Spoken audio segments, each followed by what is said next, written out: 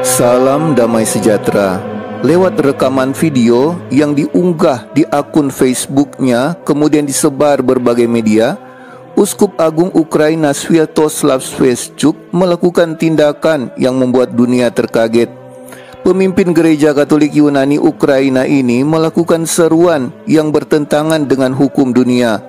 Bukan membalas yang jahat dengan yang jahat, tapi ajaran Kristus bergema memberitakan kasih sekalipun disakiti. Dalam pesannya, Uskup Agung Sviatoslav Shevchuk menyesalkan kematian wanita dan anak-anak di tengah serangan Rusia ke Ukraina. Kemudian ia meminta warga Ukraina untuk berdoa bagi musuh-musuh mereka, yaitu Rusia. Dalam pesan video yang direkam di ibu kota Ukraina, Kiev, pada tanggal 1 Maret, Uskup Agung katakan bahwa saat matahari terbit pada hari ke-6 konflik, skala kehancuran terlihat jelas. Kami melihat sekolah, taman kanak-kanak, bioskop, museum yang hancur. Dan saat matahari terbit di dekat Kiev, sebuah roket menghantam bangsal bersalin sebuah rumah sakit. Kami bertanya pada diri sendiri, mengapa wanita dan anak yang belum lahir, mengapa mereka menjadi korban yang tidak bersalah dari perang ini? Dalam pesan yang diunggah di akun Facebook, Uskup Agung Sviatoslav Shevchuk melanjutkan, pada hari ini kita melihat kepahlawanan orang-orang sederhana kita, dan kami meratapi korban pengeboman roket di Kharkiv. Tetapi kemarin kita melihat bagaimana penduduk kota Berdyansk dengan tangan kosong mengusir tentara Rusia hanya dengan tangan kosong tanpa membawa senjata, dengan slogan Berdyansk adalah Ukraina, dan di atas balai kota, bendera Ukraina dikibarkan. Kemudian Uskup Agung Ukraina ini mengutip sabda Tuhan Yohanes bab 15 ayat 13, tidak ada kasih yang lebih besar daripada kasih seorang yang memberikan nyawanya untuk sahabat-sahabatnya. Uskup Agung Ukraina ini melanjutkan, jangan kita melihat ini sebagai kebencian, tapi hendaknya cinta mengalahkan kebencian. Cinta melahirkan pahlawan, tapi kebencian melahirkan penjahat.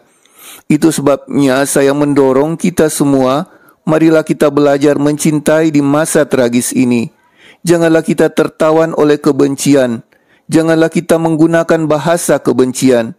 Kita akan menaklukkan keadaan ini dengan kekuatan kasih untuk tanah air kita, untuk Tuhan, dan untuk tetangga kita Rusia. Pesan Uskup Agung Ukraina ditutup dengan seruan, saya dengan tulus meminta Anda, mari kita berdoa bukan hanya untuk perdamaian di Ukraina, tetapi mari kita berdoa untuk musuh-musuh kita, untuk pertobatan mereka, untuk pertobatan Rusia, seperti yang diminta Bunda Maria dari Fatima untuk kita.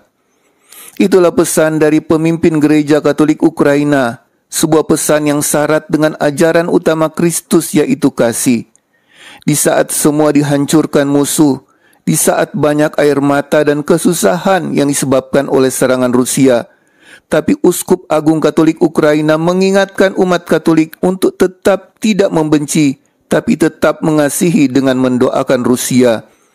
Dengan marah dan membenci musuh kita hanya mendapat kepuasan nafsu amarah kita, tapi kita tidak menang. Dengan memaafkan kita menyerahkan semuanya kepada Tuhan. Karena pembalasan adalah hak Tuhan. Kita tidak diajar untuk membalas yang jahat dengan yang jahat.